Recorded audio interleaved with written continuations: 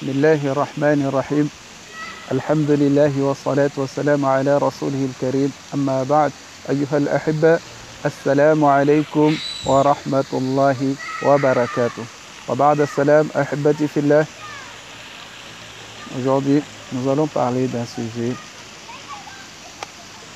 sur la tahara, mais ça consiste la vie de couple. Ça consiste la vie de couple. Les enfants, c'est pas pour vous, c'est pour les grands. Alors, je vais vous citer un hadith, Inch'Allah. عن أنس رضي الله تعالى عنه قال: كان النبي صلى الله عليه وسلم يطوف على نسائه بغسل واحد رواه مسلم.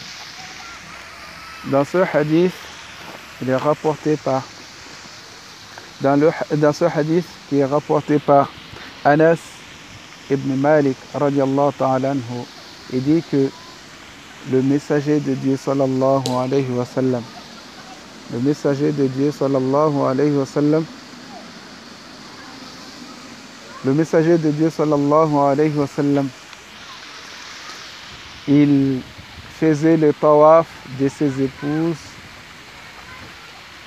et avec un seul tahara, un seul ghusl, un seul bain. Il faisait le tawaf de ses femmes, de ses épouses avec un seul bain. Une fois, il y a fort longtemps, un ami me disait que son épouse ne voulait pas qu'il fasse tawaf avec elle parce que elle n'a pas envie de dormir avec le janaba.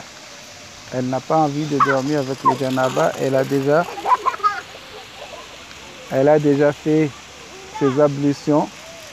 Elle veut dormir avec les ablutions et il fait froid. Elle n'a pas envie de se salir, d'aller refaire wudu, d'aller se baigner. Alors ce hadith-là,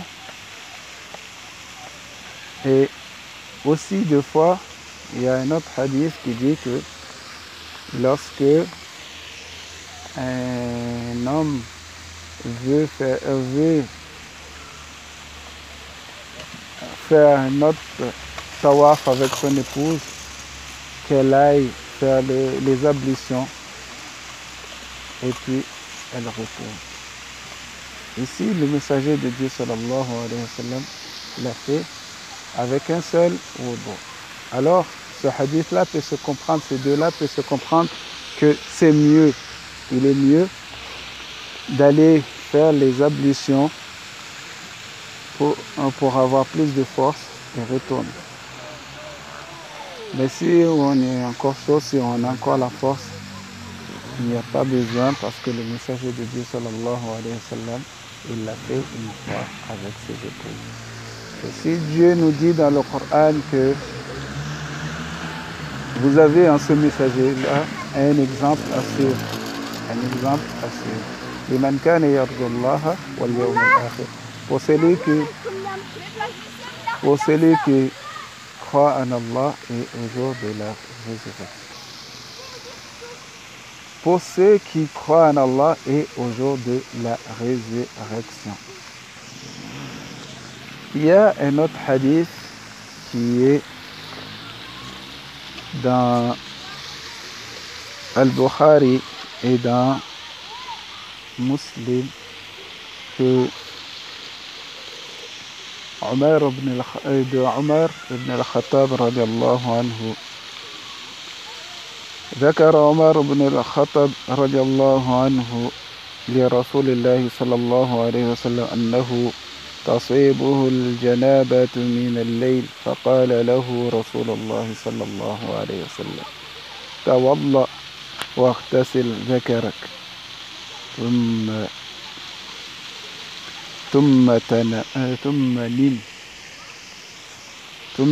نم Muttafaqun alayh. Que il dit quoi? Tawallah. Et il a dit, il a parlé avec le messager de Dieu sallallahu alayhi wa sallam de sa façon que des fois la nuit, il dort avec le janaba, et des fois il a le janaba. Alors le messager de Dieu sallallahu alayhi wa sallam lui a dit, fais le wudu, et lave ton zakar et fais le wudu. Et Cheikh Albani rahimahullah, il dit que ça, ce n'est pas une obligation, mais ça c'est mustahab, c'est recommandé, mais ce n'est pas une obligation. Et aussi, dans un autre hadith,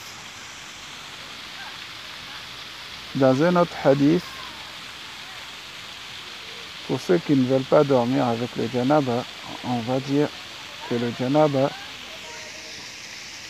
ne rend pas najis un humain. Un musulman n'est pas, et le janaba ne le rend pas najis. Dans un hadith rapporté par Abu Huraira radiallahu ta'ala anhu, il a dit qu'une fois,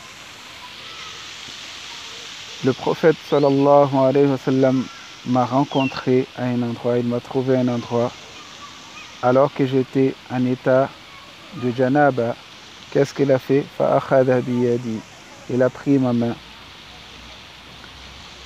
J'ai marché avec lui jusqu'à ce qu'il s'est assis.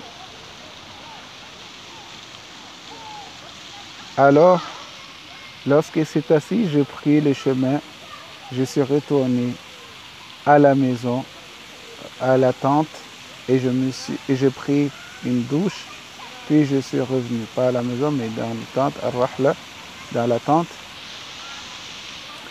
Je suis parti prendre une douche et je suis revenu. Quand je suis revenu, je l'ai trouvé assis à l'endroit.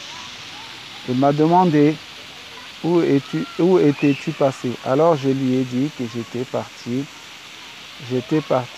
faire le ghusl.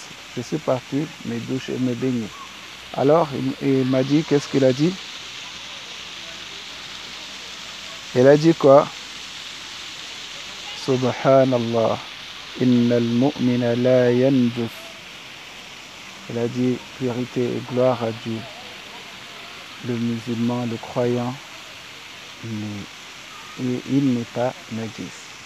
Ici, il ne devient pas najis, il ne devient pas impur. Ici, on peut avoir beaucoup d'explications sur ce hadith-là, mais je reviendrai sur ce hadith-là pour expliquer beaucoup de choses là-dessus, Inch'Allah. Alors, mes frères, mes sœurs, il n'est pas obligé de dormir avec le wudu. Il n'est pas obligé de dormir lorsque on a eu des rapports sexuels avec notre époux ou notre épouse. Il n'est pas obligé d'aller faire les ablutions ou bien d'aller prendre un bain le soir alors que vous êtes fatigué ou bien vous avez envie de dormir tout de suite. Il n'est pas obligé d'aller prendre une douche. On peut dormir comme ça. Ceux qui disent qu'il faut, c'est une obligation, ce n'est pas une obligation, c'est mustahab, c'est recommandé. Et si tu es croyant, Dieu il te protège. Tu es dans la protection de Dieu. Déjà quand tu as fait le jima', quel doigt tu as prononcé? Allahumma jannibni shaytan wa jannibi shaytan ma razaqtana. Allahumma jannibni shaytan ou bien jannibna shaytan wa jannibi shaytan ma razaqtana. Et Allah, préserve-nous, protège-nous du diable et protège ce que tu vas nous octroyer, ce que tu vas nous donner dans cette union, préserve-le du diable aussi. Et pose ta confiance en Allah, que le diable ne peut pas venir te faire du mal quand tu dors, parce que tu as demandé déjà la protection de Dieu contre ce diable, contre le diable. Donc ne dis pas que si tu es en état de janaba, alors le diable va t'attaquer. Ce n'est pas possible si tu es un vrai croyant, parce que tu as fait un doua qui est très puissant. Tu as demandé au plus fort, tu as demandé à Allah de te préserver du diable. Comment tu as peur que le diable va t'attaquer durant ton sommeil parce que tu n'as pas wudu, parce que tu n'as pas les ablutions? Mes frères, mes sœurs, il ne faut pas y avoir peur. Tu es musulman. La personne à qui tu dois craindre, c'est Allah, ton Seigneur. Tu n'as pas à craindre un diable qu'il va te faire du mal. Toi, tu es croyant. Tu es un ami, un allié de Dieu. Tu as fait quelque chose que Dieu aime. Et tu as demandé la protection contre le méchant. Qu'est-ce qui peut t'arriver? Dis-moi franchement, qu'est-ce qui peut t'arriver? Je ne pense pas qu'il peut t'arriver quelque chose, parce que tu as demandé au grand. Alors, pour ceux qui ne veulent pas faire les rapports sexuels avec leur mari le soir, parce qu'ils ne veulent pas dormir avec le najasa, parce qu'ils ne veulent pas dormir sans faire les ablutions, ne vous en faites pas. Ne vous en faites pas. Vous n'avez pas un devoir de faire les ablutions. Ce n'est pas un devoir de dormir avec les ablutions. Mais c'est un devoir pour chaque croyant. Un devoir pour chaque croyant de subvenir aux besoins de son conjoint, de son partenaire. Alors, si ton partenaire ou ta partenaire te demande, alors tu dois, c'est un devoir pour toi de lui donner ce qu'il veut. C'est un devoir pour toi. Si tu ne le donnes pas, alors tu n'as pas respecté ton devoir. Tu n'as pas respecté ton devoir. Si tu ne le fais pas, tu n'as pas respecté ton devoir. Alors respecte tes engagements. Quand tu t'es marié avec cet homme ou cette femme, tu as pris l'engagement de subvenir à ses besoins charnels et ses besoins matériels. Alors, subviens à ses besoins charnels lorsqu'il te demande ou lorsqu'elle te demande. Tu as le devoir de le subvenir. Ne dis pas que tu n'as pas envie de dormir avec le janaba. Ça, c'est un shaitan qui est en train de faire que votre relation ne marche plus. Parce que le pilier de couple, c'est le lit. Si le lit est servi, alors tout est servi. Tout est bon. Si le lit n'est pas servi, alors le reste n'est pas bon. Même si on fait tout est bon en dehors, mais il n'y a rien. Il n'y a rien. Premièrement, il y a ça.